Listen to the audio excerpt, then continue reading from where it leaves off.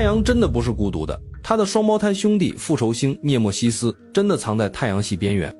这颗传说中每2600万年回归一次的黑暗半星，难道真的是地球生物大灭绝的幕后黑手？恐龙灭绝，哺乳动物消亡，真的都是他在复仇？我们现在正处在他的回归周期内吗？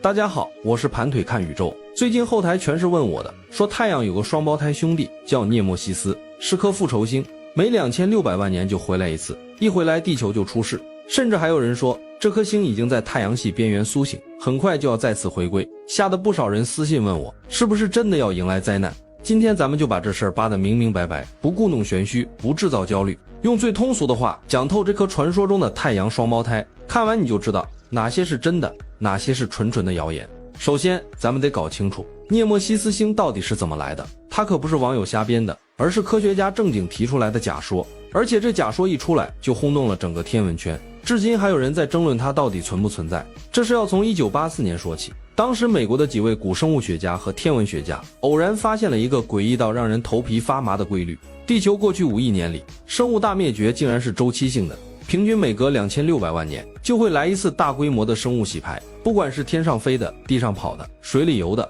都会大批量消失。最出名的就是6500万年前的恐龙灭绝，其实只是其中一次而已。这就奇怪了，地球的环境变化、火山爆发，按理说都是随机的，怎么会这么有规律？难道宇宙里有个定时炸弹，每隔2600万年就来炸地球一次？于是科学家们就开始大胆猜测，最后提出了一个惊世骇俗的假说，太阳其实有一颗双胞胎兄弟，一颗我们看不见的黑暗半星，他们俩组成了双星系统，就像两个亲兄弟围着彼此转。这颗半星被科学家命名为涅墨西斯，希腊神话里的复仇女神，所以它也被叫做复仇星、黑暗半星。假说里说，这颗星和太阳一起诞生，但是命运却完全不同，它要么是一颗暗淡的红矮星，要么是一颗失败的恒星褐矮星，质量大概只有太阳的1/10，亮度更是低到离谱，只有太阳的10万分之一，就像在漆黑的宇宙里藏了一只没开机的手环，根本很难被发现。而它最诡异的地方就是它的轨道，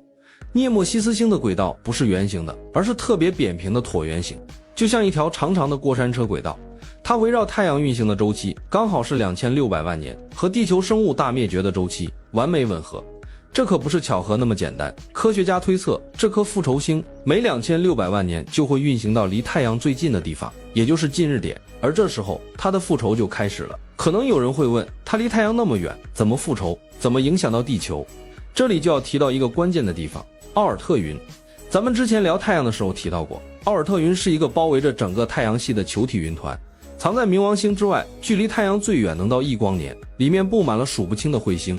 冰质小行星总质量大概是地球的5倍，就像一个巨大的宇宙弹药库。涅墨西斯星虽然暗，虽然小，但它毕竟是一颗天体，有自己的引力。当它每2600万年靠近太阳一次，强大的引力就会像一只无形的手，狠狠搅动奥尔特云这个弹药库，把里面沉睡了几千万年的彗星、小行星从原来的轨道上拽出来，像弹珠一样射向太阳系内部。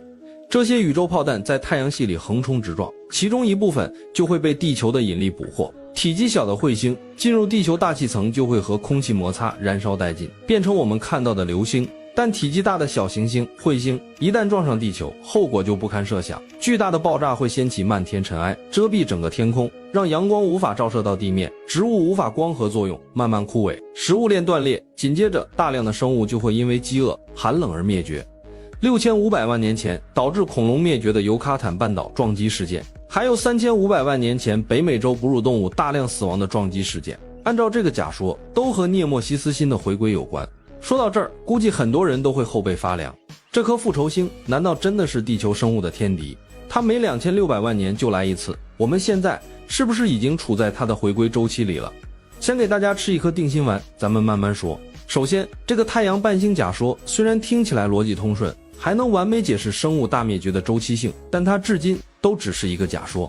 人类从来没有真正观测到过涅墨西斯星的存在，没有任何直接证据能证明它真的在太阳系边缘。几十年来，科学家们从来没有放弃寻找它，动用了各种先进的观测设备，来一场宇宙级别的地毯式搜索。从1986年的红外线望远镜，到后来的2微米全天候巡天，再到 NASA 的 WISE 红外望远镜，把整个天空翻了一遍又一遍，连最微弱的红外信号都没放过，但始终没有找到涅墨西斯星的踪迹。而且按照天体物理学的计算，如果涅墨西斯星真的存在，它的引力不仅会搅动奥尔特云，还会对太阳系内8大行星的轨道产生微小的扰动。但这么多年来，天文学家观测到的行星轨道一直都很稳定，没有出现任何预期中的偏差，这也从侧面说明涅墨西斯星存在的可能性非常低。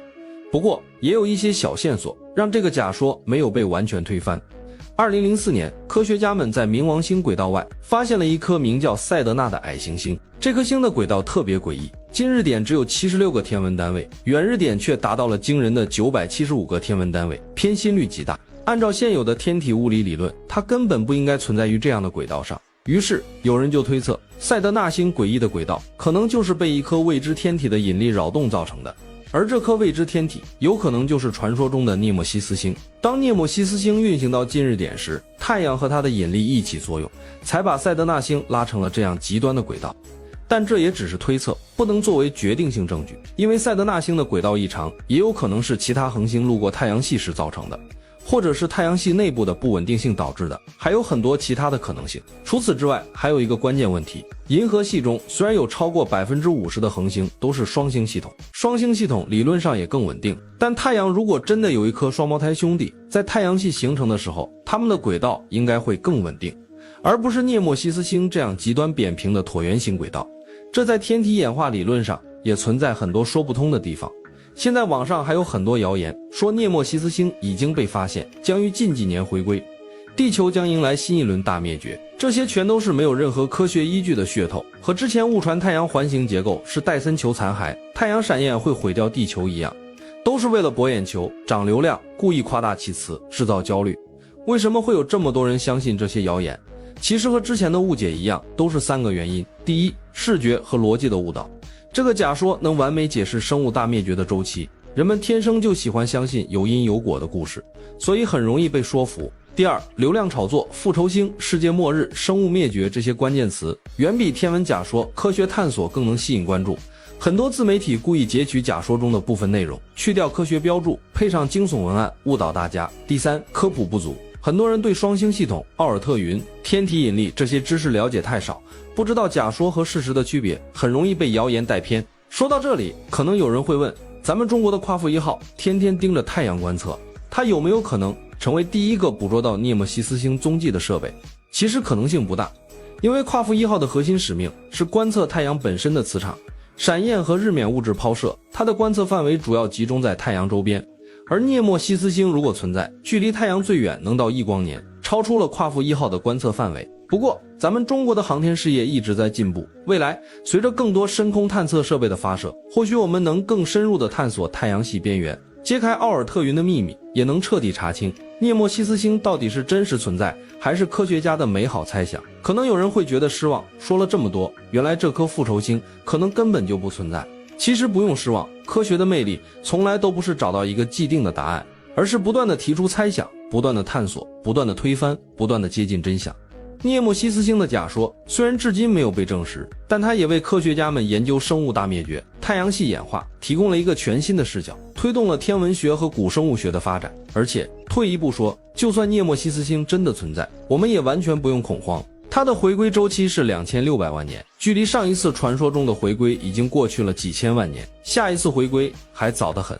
更重要的是，人类的科技一直在进步，现在我们已经能监测到近地小行星的轨迹，提前做好防范。未来随着空间探测技术的发展，就算真的有宇宙炮弹冲向地球，我们也有能力应对，不会再像远古生物那样只能被动承受。在这里我再跟大家重申一遍，太阳的双胞胎兄弟复仇星涅墨西斯目前还只是一个科学假说，没有任何直接证据证明它存在。所谓每2600万年回归一次，引发生物灭绝，只是假说中的推测。网上流传的复仇星即将回归，地球将迎来灾难，全都是谣言，大家完全不用恐慌。其实比起这颗虚无缥缈的复仇星，太阳本身还有更多值得我们去探索的秘密。它是离我们最近的恒星，给我们提供光和热，支撑着地球的所有生命。它的每一次活动都和我们的日常生活息息相关。从咱们中国的夸父1号、羲和号到国外的各种太阳观测设备，人类一直在努力揭开太阳的奥秘，这背后是人类探索未知的勇气，也是我们对宇宙的敬畏。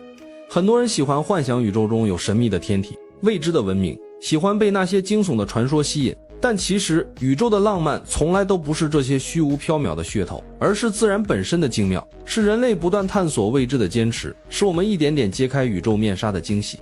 未来科学家们还会继续寻找涅墨西斯星的踪迹，继续探索太阳系边缘的奥秘，继续研究地球生物大灭绝的真相。而我也会继续带着大家用最通俗最有趣的方式解读这些宇宙奥秘，不管是传说中的复仇星，还是夸父1号的新发现，不管是遥远的星系，还是身边的天文现象，我都会一一讲给大家听。最后我想说，我们不必对宇宙的未知感到恐惧，也不必被网上的谣言误导，因为科学会给我们最真实的答案。我们也不必执着于寻找那些传说中的神秘天体，因为人类探索未知的勇气本身就是宇宙中最珍贵的光芒。我是盘腿看宇宙，我们下期继续探索宇宙的尽头。